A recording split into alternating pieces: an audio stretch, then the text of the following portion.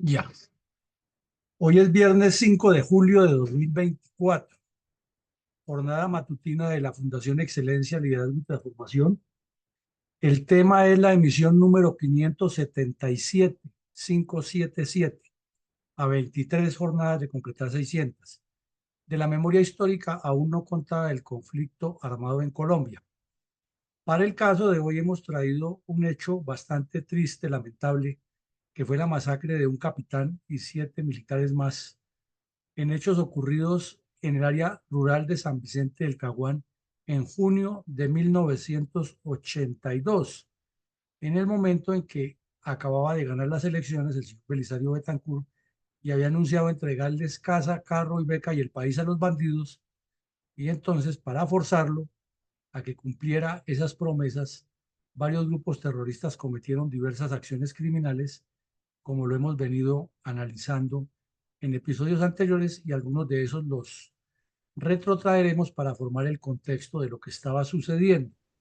Esta masacre ocurrió en un lugar muy cercano y en la misma zona donde un año antes, 11 meses antes exactamente, las fuerzas especiales habían sido emboscadas por la misma cuadrilla. Entonces, si vamos a mirar, en este grupo participó el Mono Jojoy en las dos emboscadas, una de las tantos crímenes por los que nunca pagó un solo día de cárcel ese criminal. Y desde luego, pues Tiro Fijo, que era el que le ordenaba, y la mujer de Tiro Fijo, que era la que tramitaba las órdenes por radio para que cometieran ese tipo de acciones criminales. Ahora es honorabilísima senadora Sandra Ramírez, defensora de la mujer y los derechos humanos. Entonces, este crimen pues marcó un golpe durísimo para el ejército, para las tropas que estaban formando ya la 12ª Brigada, y marcó otro hito en la historia de la criminalidad comunista contra Colombia. Adelante, mi coronel Alarcón.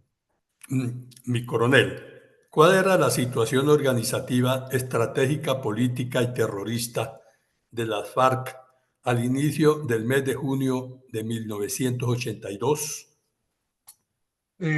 Lo que vamos a describir nos pone mucho más en contexto de lo que estaba ocurriendo.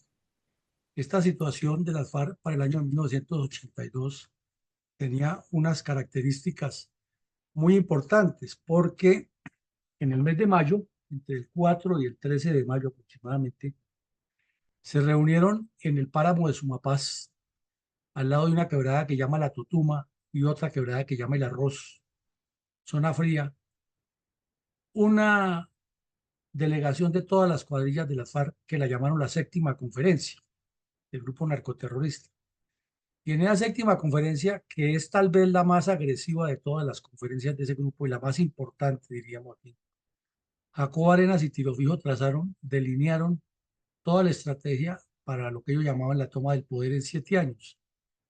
Y le pusieron un título bastante funambulesco: Campaña Bolivariana para una Nueva Colombia, que en esencia era el desarrollo del plan estratégico de las FARC. Entonces, estaban en esa actividad, los cabecillas de las cuadrillas habían salido de la reunión para sus respectivas zonas a desarrollar esas tareas impuestas en esa conferencia. Luego, también a partir de 1978, venían haciéndole un seguimiento muy continuo a las técnicas de combate que utilizaba el ejército, las técnicas de patrullaje, la coordinación de unidades en el campo de combate y la mentalidad ofensiva del ejército. Entonces, trazaron unos planes que llamaron el nuevo modo de operar. Y la iniciación con ese nuevo modo de operar la hicieron con el secuestro de un par de suboficiales y unos soldados del batallón Vargas en la zona de la Uribe Meta, al sur de la Uribe Meta. Y ese hecho les dio el punto de partida a lo que llamaron Cisne 3 ataca a Cisne 1. Esa fue la clave con la que planearon esa acción criminal y con la que crearon el nuevo modo de operar. Pero como eso fue después de la conferencia del 78 de la sexta, requería una aprobación de conferencia y fue en la séptima conferencia donde determinaron que las FARC definitivamente tenían que pasar era a la ofensiva. Y a eso le sumaron la experiencia de la emboscada de las fuerzas especiales que vimos el año pasado. Y ahora con esta primera acción lo corroboraban de que ellos sí podían eh, acercarse al ejército y golpearlo, porque antes lo que hacían era esperarlo, que era una acción defensiva desde la óptica de la táctica de guerrillas, y emboscarlo y ahí atacarlo. Aquí en este cambian y es ir, localizarlo y golpearlo en el sitio donde esté. Es una metodología diferente. También para la época se produjo la traída de instructores extranjeros. Había dos salvadoreños, Erika y José, que los llamaban los gringos porque eran de piel blanca, eran de ascendencia alemana, los dos, y habían estado en la guerrilla salvadoreña.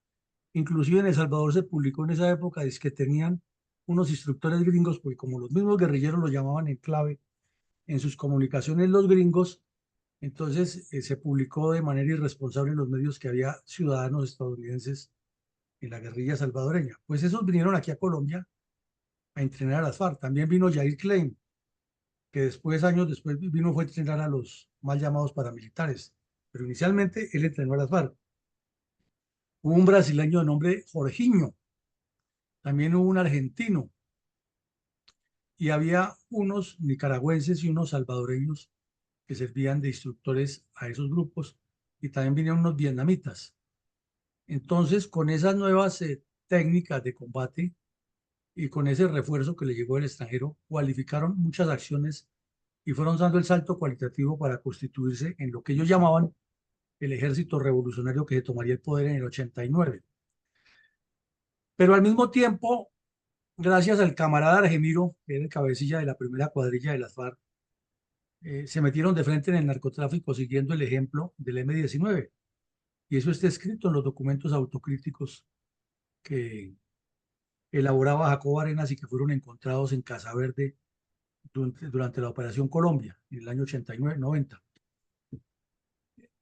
De una vez de entrada comenzaron a explotar las debilidades de Betancur aquí en Bogotá, en Cali, Medellín, miembros de la Juventud Comunista que hacían parte de las estructuras rurales urbanas de las FARC, encabezados por el Tornillo Lozada, se dedicaron a colocar bombas y a causar terrorismo y a pintar paredes y a repartir volantes clandestinamente.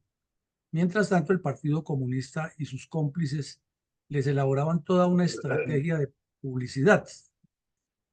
Una de esas actividades de estrategia fue la publicación del libro FARC 20 años de Marquetalia Lauribe, con un autosecuestro del sujeto que era el editor del Pasquín Voz Proletaria, que dijo que lo han secuestrado en Bogotá y que lo han llevado en un vehículo, montó una película de esas extrañas y que ha terminado en los campamentos hablando con Tiro Fijo y Jacobo Arenas, y allí ellos le han explicado todas las razones de su lucha y que él como periodista lo que hacía era publicar sin quitarle ni una coma porque quería que el país conociera el pensamiento de estos bandidos. Se nota la farsa que estaban montando, pero estaban aprovechando las debilidades de Betancur, que desde la campaña presidencial ya había anunciado que él se iba a arrodillar ante los bandidos. Y luego, cuando ganó, se dedicó a viajar por el país a hablar de su paz y que les iba a dar la amnistía y que les iba a entregar el oro y el moro. Y entonces las FARC dijeron, pues si llegó con toda esa debilidad, apretémoslo más. Aplicaron la famosa frase de Mao Zedong, fuertes donde el enemigo es fuerte y fuertes donde el enemigo es débil. Paralelamente, ya se pasó a la autorización del desdoblamiento de cuadrillas que, como lo hemos visto en episodios anteriores, venía en proceso, pero no estaba todavía autorizado. Por ejemplo, la cuadrilla 19 todavía no tenía título de frente, sino era una cuadrilla, una estructura de las FARC que trabajaba muy de cerca con Simón Trinidad en La Guajira y el Cesar, que Simón Trinidad estaba todavía en la vida legal como gerente de un banco, pero entregándole a los bandidos la información de todos sus clientes, y con Solís Almeida, que era el cabecilla que los movía en el monte. Pero no era solamente esa, estaba creciendo la octava en el Cauca, la 12 en el Magdalena Medio, la 23, la 24, la 36, la 37, la 58. Y ahí, a partir de ese momento, pegan un salto cualitativo para iniciar a explotar toda la debilidad del proceso de paz de Betancourt. Quizás el punto de quiebre muy claro de cómo los comunistas armados pasan a hacerle daño a Colombia, a llevarnos a la situación en que estamos, es el desgobierno de Belisario Betancur. Ahí está el punto de partida, porque encontraron todo lo proyectado en la séptima conferencia y les cayó como anillo al dedo un presidente pantallero, populista, mentiroso, desubicado, y ahí lo encontraron y les sirvió de punto de lanzamiento, de plataforma de lanzamiento a lo que tenemos hoy. También se notó muchísimo para esa época el reclutamiento masivo de estudiantes, tanto de universidades como colegios de secundaria, por medio del Partido Comunista Colombiano, que era el que les hacía toda la instrucción, inclusive muchos documentos que encontramos en operaciones contra estos grupos, en los campamentos de las FARC. Encontrábamos lo que llamaban ellos las hojas de vida, y era un seguimiento que le llevaban a cada bandido con el nombre propio, los nombres de la familia, y siempre encontrábamos algo muy diciente. ¿Quién lo recomendó? Y ahí aparecía, recomendado por tal persona del Partido Comunista o célula, por tal célula del Partido Comunista. Luego también se desarrolló una estructuración interna que era muy poco conocida hasta el momento por la inteligencia militar, que son lo que llamaban los ayudantías, que eran unos bandidos que viajaban por todo el país con capacidad de pasar inspección general a cada una de las actividades de las cuadrillas y actualizarlos en las instrucciones que se emanaban del secretariado de la FARC por parte de Tiro Fijo y Timochenko, Iván Márquez, Jacobo Arenas, etc. También Jacobo Arenas fue el que impulsó en ese momento algo que se venía trabajando desde la quinta conferencia en el 74, que era la creación de un partido comunista clandestino paralelo al legal. La explicación que daba Jacobo Arenas era que ese partido comunista era orgánico del partido normal, pero que ese tenían que utilizar la estratagema de aparecer ante la comunidad como liberales o como conservadores para poder infiltrar y garantizar la seguridad de ellos como guerrilla y de los auxiliares que eran eh, las milicias y el movimiento bolivariano que estaban elaborando de manera clandestina. Entonces, eso inclusive le generó problemas y es una de las causas de la muerte del señor Cardona que vimos aquí hace unos meses, que era el dirigente del Partido Comunista en Cali. Ya también pasaron de llamar las autodefensas regulares de masas, como lo llamaban ellos, ahora ya les comenzaron a dar el nombre de milicias y años más tarde las llamaron milicias bolivarianas. Para la época y sobre todo en la zona del Guaviare, del Baupés y del Meta, donde había cultivos de narcotráfico y laboratorios de procesamiento de coca, las FARC procedieron a elaborar un plan con la integración de unos grupos que llamaron las Juntas Patrióticas. En esos años fue Plinio Apuleyo Mendoza a hacer un cubrimiento en esa zona y publicó en el periódico El Tiempo dos entregas muy extensas, de páginas enteras, con fotos, en las que dice, entre otras cosas, que esas juntas patrióticas que eran eh, organizaciones de juntas de acción comunal infiltradas por la guerrilla, realmente eran las células de la Unión Patriótica que se estaba formando. Eso, pues, desde luego puso a los comunistas con los pelos de punta y dijeron que Plinio Apuleyo le estaba colocando una lámina al cuello, que la Unión Patriótica eran todos eh, símiles o émulos de la hermana Santa Teresa de Calcuta, que ninguno de ellos era bandido y bla, bla, bla. Entre tanto, el Tornillo Lozada y otros bandidos aquí en Bogotá comenzaron a organizar las redes urbanas Antonio Nariño, ya dándole una forma diferente y con base en todas las experiencias que habían tenido con la deserción de Bateman y otros bandidos y con la aparición del M-19, obviamente. Por eso, para esa época, los documentos de las FARC siempre son despectivos frente al M-19. Adelante, mi coronel.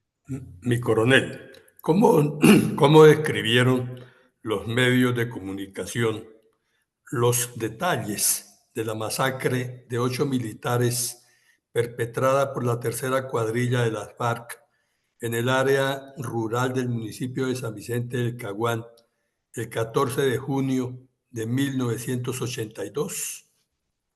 Pues, mi coronel, la noticia se publicó escueta porque en ese momento todos los medios de comunicación estaban dedicados a hacerle publicidad al señor Belisario Betancur y su cuento de la paz. Inclusive los comentarios editoriales que medio refirieron el tema es que sucesos tan desafortunados como el del Caquetá, así, escueto, no se deben repetir y por eso hay que apoyar la paz del señor presidente. Pues, ¿qué ocurrió? Que una patrulla del batallón Juan Ambú, integrada por un capitán, un suboficial y 6 soldados, eh, estaban haciendo una operación especial y los bandidos los localizaron, los rodearon y los asesinaron a todos y se llevaron las armas, los uniformes y las municiones y los dejaron allí tirados. Y solamente porque otra patrulla del ejército que tenía que prestarles apoyo perdió la comunicación, no los encontraba, entonces comenzaron a buscarlos y encontraron ya los cuerpos en estado de descomposición. Es uno de los crímenes más atroces que han cometido las FARC y que ahora oculta el señor de Rux en su informe de la verdad, y que quienes están en el Congreso, cada vez que les endilgan alguna cosa de estas, si se le endilgan, dicen, ah, sí, eso pasó, pero eso es culpa del gobierno, culpa de los militares, y por eso es que tenemos que hacer la paz para que no se repita eso. Fue un hecho horrible, eh, triste para el ejército, causó muchísimo impacto en la zona y, como lo decíamos, ocurrió en San Vicente del Caguán, muy cerca, donde un año antes habían asesinado a unos miembros de las fuerzas especiales.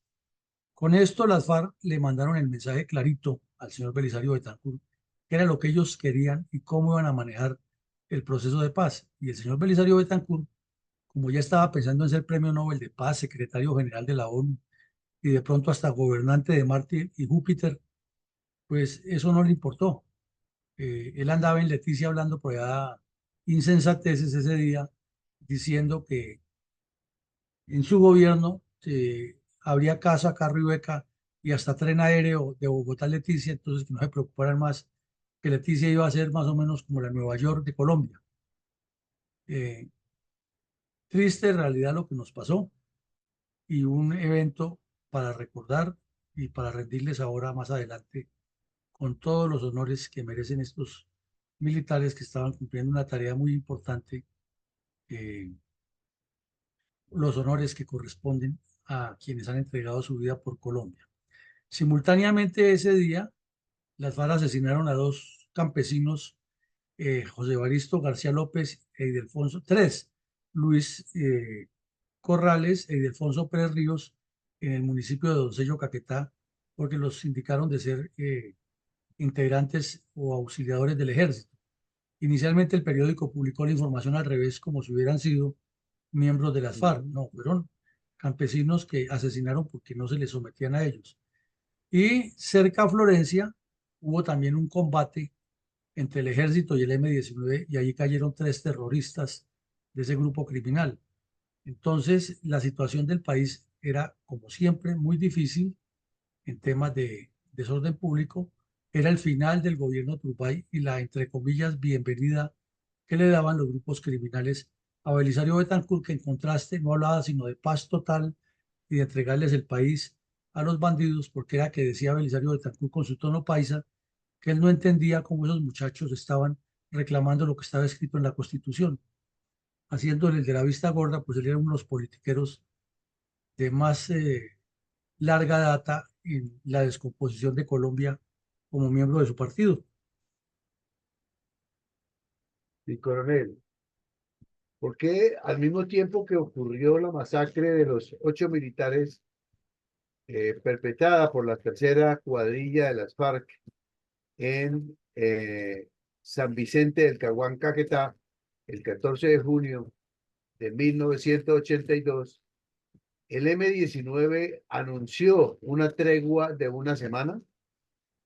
Porque resulta que el famoso Estatuto de Seguridad que había manejado el presidente Turbay y el general Camacho Leiva se cayeron. La Corte falló que eso no era exequible, entonces se cayó ese estatuto.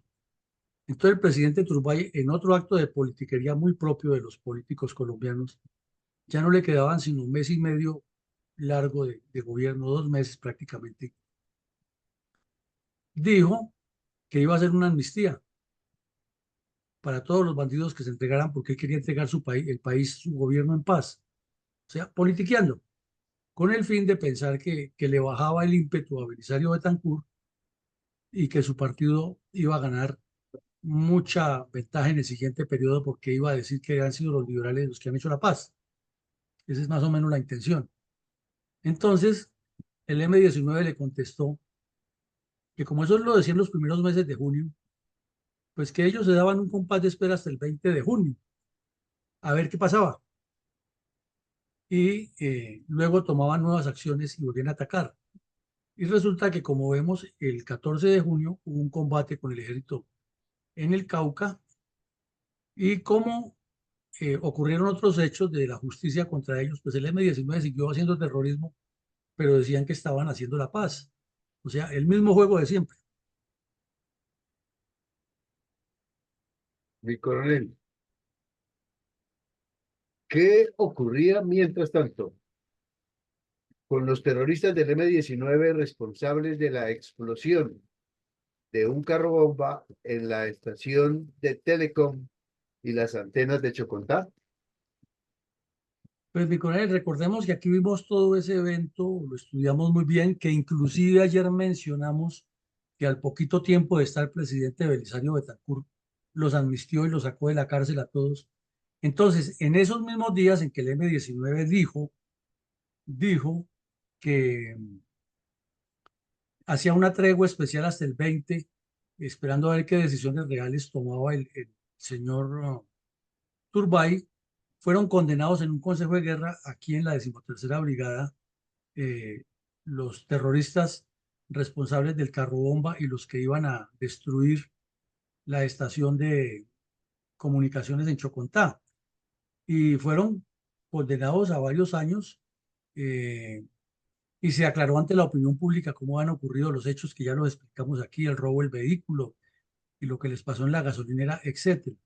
Entonces, en ese consejo de guerra salieron culpables y eso motivó otra argumentación para que el M-19 dijera que el que no quería la paz era el gobierno Turbay y desde luego Belisario Betancur aprovechó como buen politiquero que ya él se iba a posesionar y que inmediatamente firmaría la ley de amnistía. Entonces los bandidos se fueron tranquilos para la cárcel porque ya tenían a un presidente laxo, falto de carácter, desubicado, que les iba a entregar todas esas bondades como en efecto se las entregó.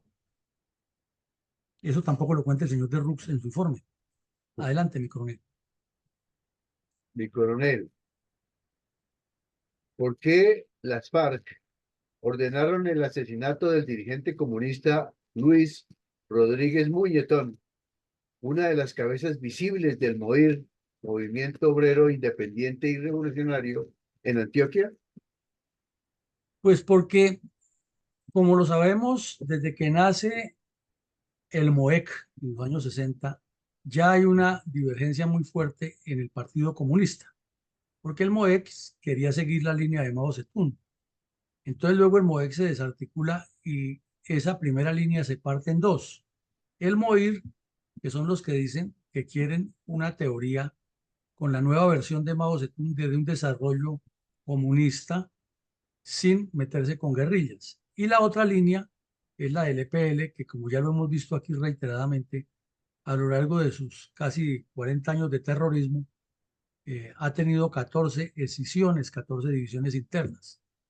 Entonces, esa línea que optó por el no uso de las armas se convirtió en un dolor de cabeza para todos los grupos terroristas, no solamente para las FARC. Y si recordamos, en esos años 80, 81, 82, las FARC estaban creciendo geométrica y matemáticamente en todo el Magdalena Medio. Y para el lado de Antioquia, Magdalena Medio antioqueño, tenían mucha incidencia en Puerto Berrío y los puertos pequeños que hay sobre el Magdalena al oriente de Antioquia. Entonces, Este señor Muñetón, Rodríguez Muñetón, era uno de los activistas más fuertes del MOIR en toda la zona y pues donde él llegara, obviamente con la política que tenía el MOIR de no apoyar ningún tipo de guerrilla, ya estaba en contradicción muy fuerte con los bandidos de las FARC y del ELN. Entonces decidieron asesinarlo y lo mataron. Eh, y lo mataron como han matado también a un líder estudiantil que era del MOIR en Puerto Berrío, se llamaba José Francisco Foronda Sierra, perdón, Francisco Foronda Sierra, fue asesinado también por la misma razón, porque ese muchacho en los colegios, donde pertenecía con sus comités estudiantiles, les insistía que no se integraran a los grupos terroristas. Y el EPL, por su parte, también buscaba a los del MOVIR para darles, o sea que no era solamente las FARC. Ese mismo día también habían asesinado un suboficial del ejército en Urabá, los bandidos del EPL, y habían colocado unas trampas explosivas en la vía donde causaron heridas a 2 personas. Entonces, como vemos, la situación o los hechos que ocurrieron el mismo día de la emboscada en el Caquetá fueron simultáneos en varias partes del país y en todos estaban presentes los mismos bandidos que ya estaban en conversaciones clandestinas con el señor Betancourt desde su campaña y con quienes hizo eh, ese pacto espurio y oscuro de la amnistía y de permitirles que se repotenciaran durante su gobierno. Mi coronel, ¿por qué el terrorista Rosenberg Pavón, alias Comandante 1 del M-19, responsable de la incursión criminal a la Embajada de la República Dominicana y del secuestro de 2 docenas de embajadores, fue salvado de ser juzgado en corte marcial por este delito? Mi coronel, es que como durante el Estatuto de Seguridad y el gobierno de Tupaya han sido capturados casi todos los cabecillas del M-19, algunos del EPL y otros de las FARC, y Belisario Betancur apareció como en paracaídas ofreciéndole desde el año 81 que él los sacaría de la cárcel y que haría la paz con ellos. Estos bandidos, por medio de sus abogados, estaban dilatando todos los procesos, inventándose todas las triquiñuelas que suelen hacer para evitar ser llevados a juicio o para que se venzan los términos, etcétera. Entonces Rosenberg Pavón había sido capturado en marzo del 81, un año antes, en los límites de Colombia y Ecuador con la columna del M-19 que entró por el Putumayo. Y estaba detenido y ha sido condenado nada más que a 2 años de cárcel. O sea, ahí es donde uno ve la laxitud y la podredumbre de la justicia colombiana frente a los terroristas. En un país como Estados Unidos le ponen cadena perpetua, así sea por el solo pertenecer al grupo terrorista, porque es un terrorista. Y entonces no los tendríamos hoy de presidente, por ejemplo. Entonces, este Rosenberg Pavón estaba terminando de purgar su condena y la 13ª Brigada le tenía en el juzgado penal militar la investigación muy adelantada por el caso de la toma a la embajada dominicana, el secuestro de los embajadores, ese acto terrorista, y ya estaba próximo a llamarlo a consejo de guerra. Entonces, todos esos abogados corruptos con la venia de los senadores corruptos y de los magistrados descompuestos, movieron rapidísimo la tumbada del Estatuto de Seguridad que significaba a la vez tumbar el estado de sitio que estaba el país. Entonces inmediatamente todos los procesos pasaban a la justicia ordinaria y de esa manera el señor Betancourt ya llevaba un espacio ganado porque entraba a la presidencia sin estado de sitio. Lo más triste y doloroso es que todos esos politiqueros descompuestos que estaban en los partidos, comenzando por Carlos Llera Restrepo, Alfonso López Miquelsen, Víctor Mosquera Chaus y otros, salieron por los medios de comunicación a dar declaraciones ambivalentes, estrambóticas, que qué maravilla que se ha levantado el estado del sitio. Por ejemplo, Lleras Restrepo, que gobernó casi todo el tiempo con esa figura, ahora criticando y diciendo que eso no era democracia, que eso no era la forma de resolver el problema, que por eso, o sea, la descomposición de estos sujetos de cuello blanco es tenaz y nos muestra que siempre han estado en la misma. Y la razón por la que hacían todo eso era porque estaban presionando a Belisario Betancur para que les diera mínimo la mitad de los ministerios, de los departamentos administrativos y de las embajadas. Y el señor Alfonso López convocó una reunión de la Dirección Nacional Liberal, como perdió las elecciones y estaba, como dicen los muchachos de ahora, rabón, porque había perdido las elecciones donde buscaba la reelección, convocó a la Dirección Nacional Liberal y duraron reunidos varios días buscándole la fórmula para presionar al gobierno Belisario Betancur, si no les daba todo lo que ellos querían y si no, instalarían un esquema que llamaban gobierno oposición que luego se hizo vigente en el gobierno Barco. Esa es la razón por la cual este bandido no fue procesado y se evitó que la justicia penal militar lo hubiera condenado. Gracias, señor. ¿Cuáles eran las líneas de acción de la propuesta de paz del general Fernando Landazábal Reyes cuando se encontraba próximo a entregar el cargo de comandante del ejército? Pues el general Landazábal Reyes siempre se caracterizó por sus posiciones claras, por hablar frentero y directo al país, por decir las cosas como eran, y no lo hizo de general. Desde que era teniente coronel comandante del batallón Palacén Buga, siempre habló duro y con claridad y sin pelos en la lengua. Entonces, ya en el ocaso del gobierno eh, Turbay, del cual era el comandante del ejército, publicó en la revista del ejército y en diferentes medios, y le envió las copias naturalmente a los medios de comunicación, un diagnóstico de lo que era la situación real de la guerrilla en Colombia y dándole a entender al país que si Belisario Betancur seguía con su debilidad de carácter, esto iba a terminar muy mal porque los comunistas, decía en sus escritos el general Landazábal, no hay nada que sacie su voraz apetito. Entre más les den, más piden. Y como Landazábal sí era un hombre que sabía de estrategia, porque es uno de los grandes estrategas que ha tenido el ejército colombiano, él sí habló de que las FARC tenían un plan estratégico y que la única forma de contrarrestarlos era con otro plan estratégico. Entonces, escribió en su documento que había que hacer un plan estratégico en la agricultura, un plan estratégico de vivienda, un plan estratégico de seguridad social, un plan estratégico de desarrollo industrial, un plan estratégico de educación y un plan estratégico militar. Quizás le faltó ahí el de relaciones exteriores y el de comercio, pero era un hombre definitivamente de avanzada que le hablaba al país en otros términos.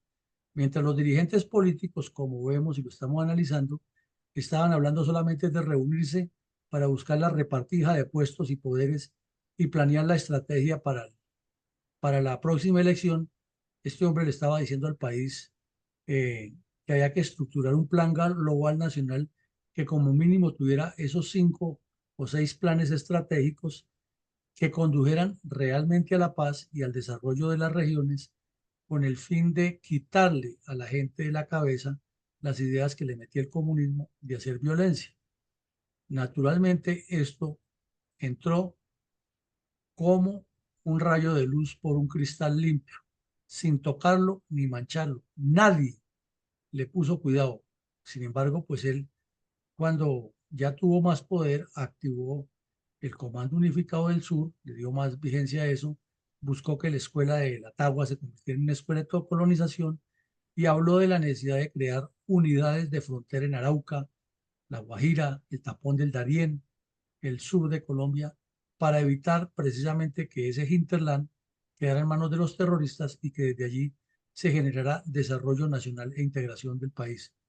A la vez hablaba de que hay que hacer un trabajo persistente de acción psicológica sobre los tres blancos, ganarse la población civil, quitarle las ganas de combatir a los bandidos y fortalecer la mística de las fuerzas militares. Un gran general, un hombre de una visión importante, de un carácter férreo, gran amigo, persona leal, pero desafortunadamente nadie le puso cuidado.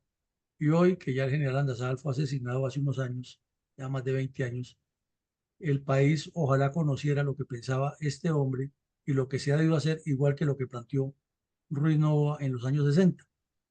Infortunadamente, los politiqueros le dan el cambio a la historia y ocultan estas realidades. Mi coronel, mientras ocurrían todos estos sucesos, ¿en qué andaban los dirigentes políticos liberales y conservadores, verdaderos responsables de todos los problemas políticos del país? Pues hablaban que Belisario Betancur los tenía en el olvido. Y el que más instigaba eso era el señor Alfonso López, que estaba adolorido porque había perdido las elecciones y Belisario Betancur no lo mencionaba para nada, no lo miraba. Entonces, tenían a los medios de comunicación y el Tiempo, que pues era el periódico de ellos y era el más leído en el país. Todavía la televisión no tenía tanta fuerza, el Tiempo seguía siendo un medio impactante en la comunicación social. Estaban dando a entender era que la culpa la tenía Belisario Betancur porque no se reunía con la Dirección Liberal Nacional. Y uno se pregunta, pues si fuera que se reunieran para hablar de planes de desarrollo del país y de proyectos, de programas que en teoría hubiera tenido el Partido Liberal para copiarlos con el presidente ganador, pues uno dice una maravilla que se reúnan y estructuren programas de desarrollo. No, a ellos no les importaba eso. Era la preocupación de quién iba a ser el canciller que tenía que ser del Partido Liberal, que tenía que ser el ministro tal, que ojalá le quitaran el Ministerio de Defensa a los militares en ese momento y se lo dieran a un politiquero, como al fin convencieron a Gaviria, que lo hizo unos años más tarde, cómo distribuir los recursos de la educación y quiénes iban a ser los contratistas. En eso andaban y hablaban y lo enmascaraban con el cuento de que la democracia no se estaba cumpliendo y que era muy importante para evitar la violencia del Frente Nacional y un poco de estupideces y mentiras para engatusar personas, pero lo que más les preocupaba era la repartija del poder. En eso andaban. Mi coronel, ¿se podría argumentar de alguna forma que el pacto Farsantos o el pacto Pizarro-Barco trajeron paz o mejorías para la paz de Colombia? La pesada carga de vida o muerte que a diario padecen los miembros de las fuerzas militares y de policía en Colombia. Pues claro que no, mi colega, ya lo vemos y es que partamos de esto. Es increíble que Aurelio Iragorri Ormaza y Víctor Mosquera Chávez, que inclusive fue presidente encargado porque era designado, y Turbay le dio la palomita, como dijeron en ese momento, y él hace parte de los expresidentes de Colombia. Víctor Mosquera Chávez estuvo encargado, pero él era el presidente del Congreso, del Senado, y el presidente de la Cámara era otro popayanejo de nombre Aurelio Iragorri Ormaza. Pues ese par de sujetos estaban sacándose los cueros al sol allá en el Congreso en los últimos días, mientras su partido, el Partido Liberal, andaba desesperado por ver cómo pelechaba del nuevo gobierno. Entonces ellos los dos echándose pullas de que el uno ha robado más que el otro en el Congreso. Y entonces la Contraloría, al escuchar que cada uno se sindicaba de desvío de recursos y de malversación de fondos, etcétera, pues decidió abrirles una investigación. Pero el Contralor era Aníbal Martínez Zuleta, usted ya se imagina lo que pasó. Además, esa Contraloría había llegado ya a un momento de tanta corrupción y politiquería que era necesario desaparecerla. Los mismos politiqueros que se pelechaban de ella porque podían nombrar gente ahí, estaban hastiados de esa Contraloría, porque había algo que se llamaba en ese tiempo el control previo. Entonces, cualquier inversión que se iba a hacer en cualquier entidad oficial, inclusive los batallones había un delegado de la Contraloría.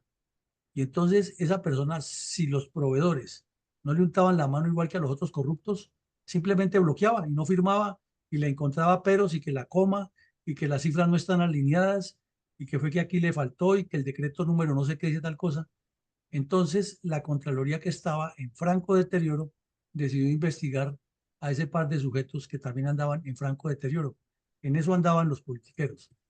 Y respecto a lo que usted me pregunta de si Barco y Pizarro, con su pacto de cuervos que hicieron, o Santos y las FARC, con el pacto de cuervos que hicieron, le trajeron alguna paz al país, no.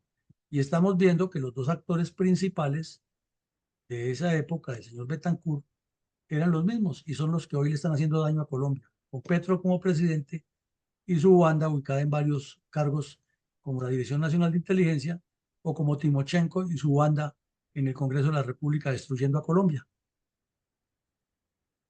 Mi Además de que coronel, además de que las FARC tienen bandidos armados en el campo, ¿no? correcto, mi coronel.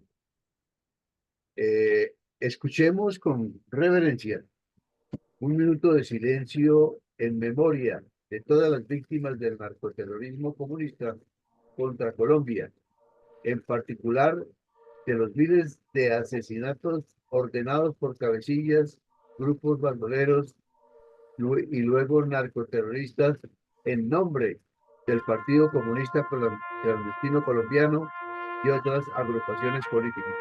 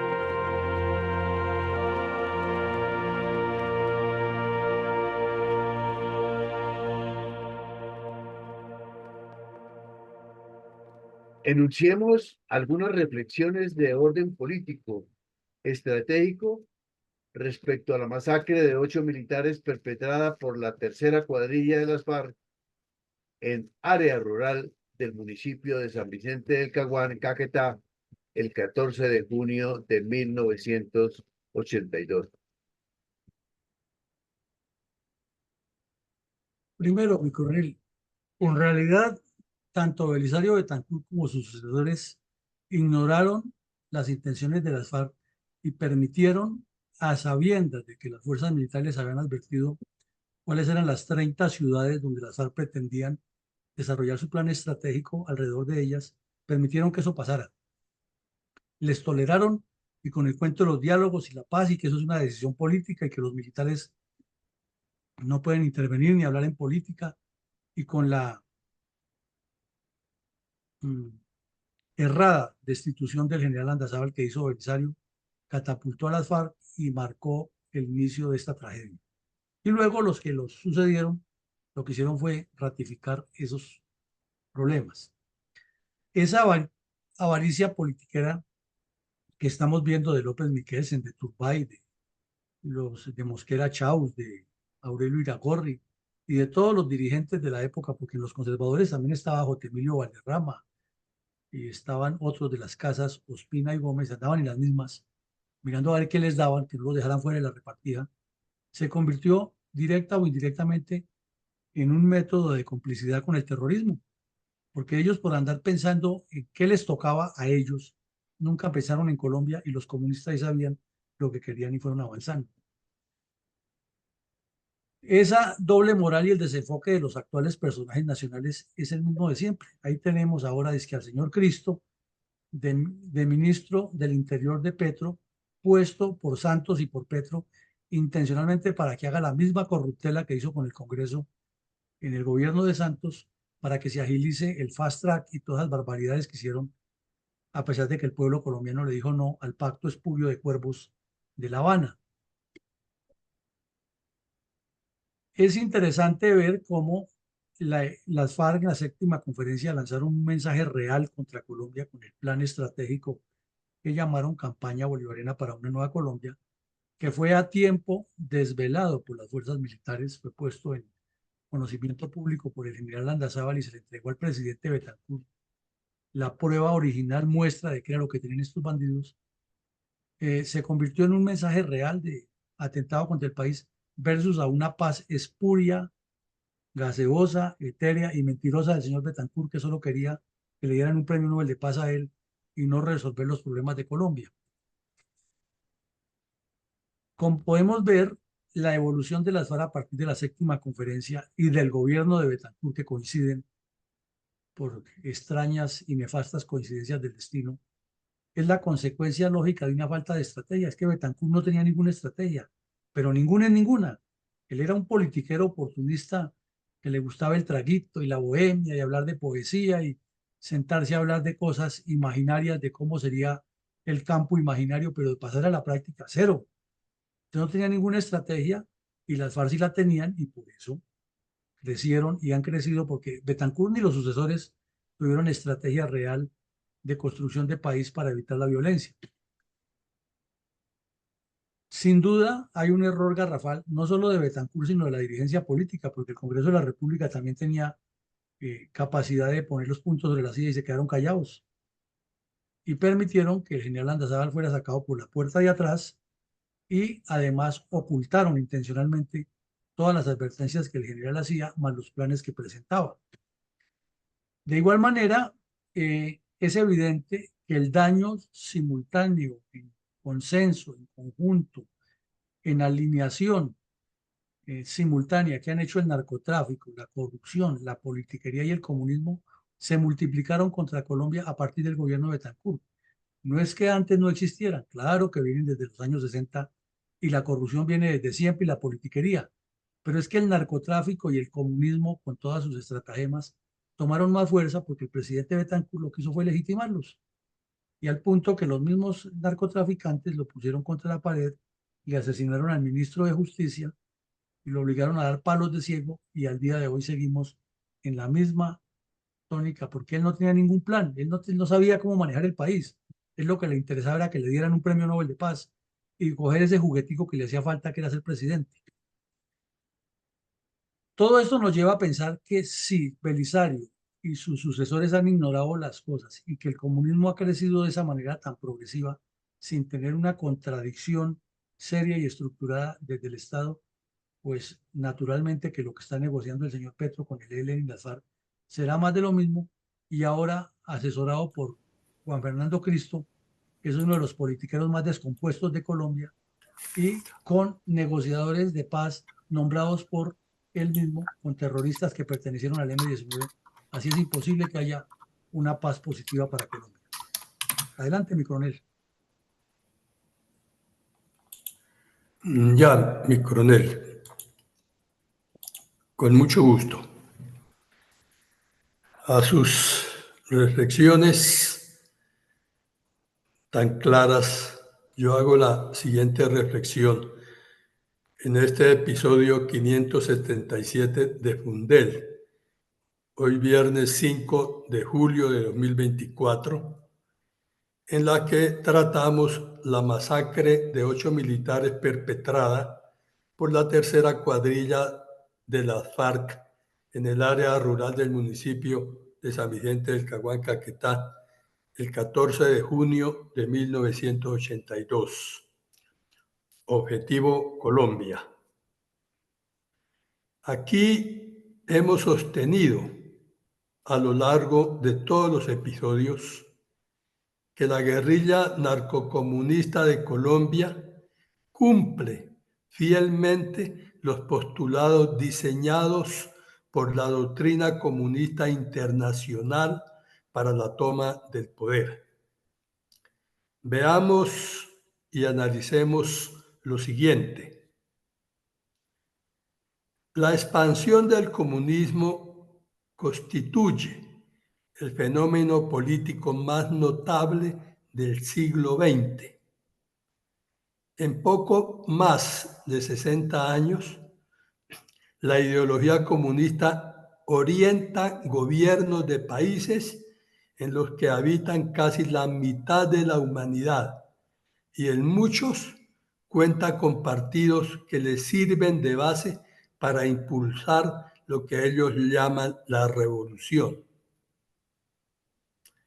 De esta manera, ninguna nación debería permanecer indiferente y deberían tomar todas partido frente al comunismo internacional. En un momento se dividió el mundo en tres: mundo democrático, un mundo comunista y un mundo de los no alineados. Vimos que en Colombia se hizo un ensayo en el gobierno del presidente Belisario Betancur de hacer parte de los no alineados. Pero la verdad, este presidente iba de tumbo en tumbo y lo único que le interesaba era figurar como una persona pacifista y renunciaba a todo lo que fuera empleo de armas contra los grupos guerrilleros y terminó amnistiando a los terroristas del M-19 con el único propósito de obtener un premio Nobel. Y como lo dice usted, mi coronel, nuestro presidente de Fundel fue en quien oxigenó a las guerrillas comunistas y por su actuar irresponsable robusteció a todos estos terroristas. Sigamos. Para formarnos un juicio objetivo sobre el comunismo internacional es necesario conocer: 1. Su historia, que se va diversificando en las internacionales comunistas. 2.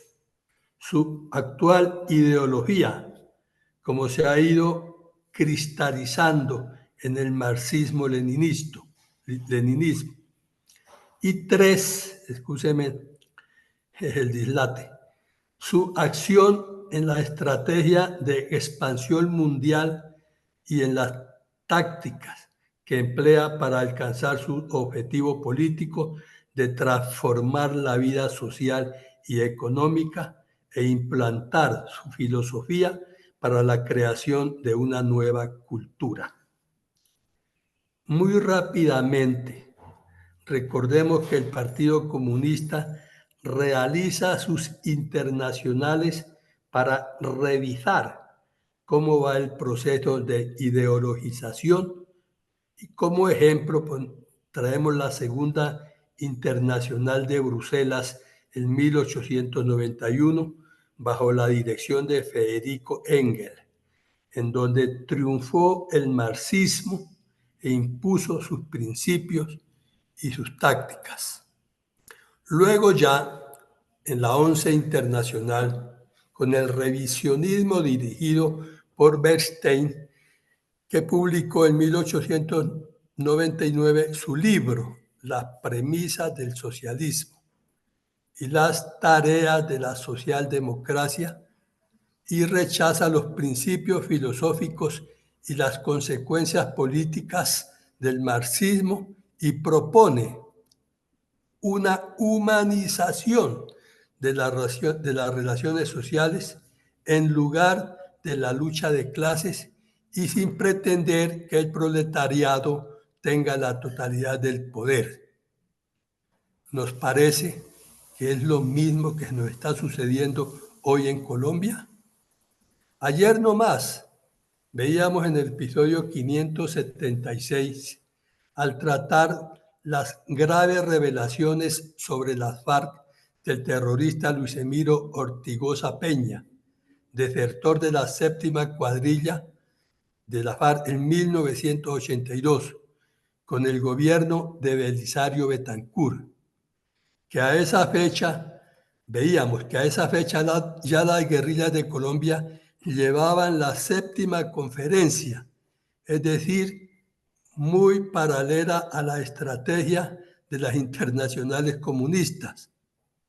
Con ello quiero significar que aquí en Colombia siguen la misma ruta de la internacional comunista, es decir, continuamente están revisando los procesos y los resultados de cada una de las conferencias.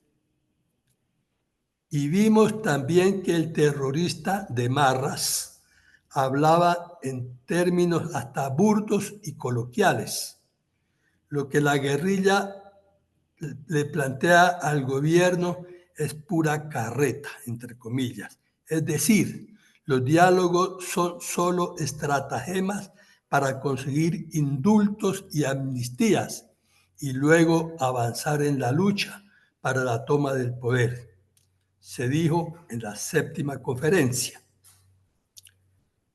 Ahora, demos un salto en la historia y en este caso miremos lo que está pasando en Colombia hoy para asimilarla a la humanización de la que hablaba Bernstein en la 11 Internacional Comunista dirigida por él de fecha ut supra.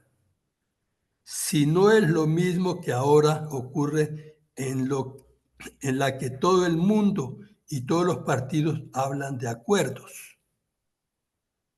Francamente, todo es un engaño.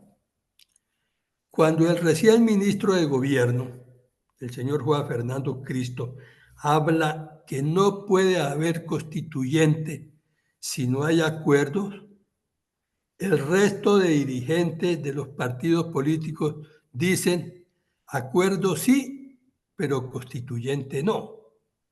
Descarado engaño de todos los partidos políticos para apoyar la introducción a rajatablas de la constituyente que persigue la continuidad de este gobierno de visos comunistas en nuestro país.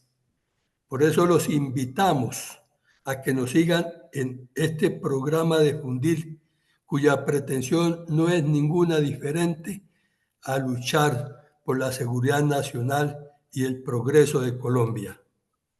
Gracias, mi reflexión y feliz día.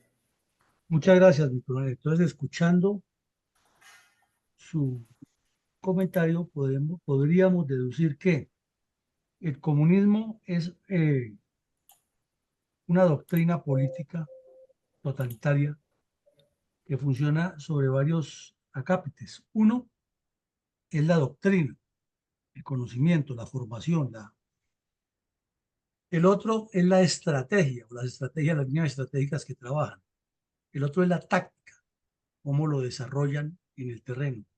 Y el otro son los métodos o técnicas que utilizan y la reevaluación permanente por medio de conferencias, de plenos, de planes y proyectos. En contraste, la contraparte lo único que busca es la rapiña por el poder y cómo ubicarse y cómo mentirle, como usted lo mencionaba al final al país, que acuerdos sí, pero constituyente no, pero al final termina siendo acuerdos no y constituyente sí. Eso es lo que puede terminar. Entonces nos queda para la reflexión cómo es la articulación del plan estratégico comunista frente a la desarticulación de ningún plan de parte de la mal llamada derecha que pretende salvar el país con el cuento de que no es sino que los elijan a ellos y ya todo está arreglado. Llegamos al final del ejercicio. Esta noche tendremos la jornada consuetudinaria que hacemos cada mes de la evaluación del gobierno o desgobierno del señor Petro. Hoy le haremos el balance de sus 23 meses en el Palacio de Nariño y será en taller abierto, resolviendo algunas inquietudes, aportando puntos de vista y llegando a algún consenso para tener claro hacia dónde pretende este sujeto llevar el país y no especular tanto, sino tener puntos precisos y claridades concretas. A todos un feliz día, que Dios nos siga acompañando y nos vemos a las 6 de la tarde.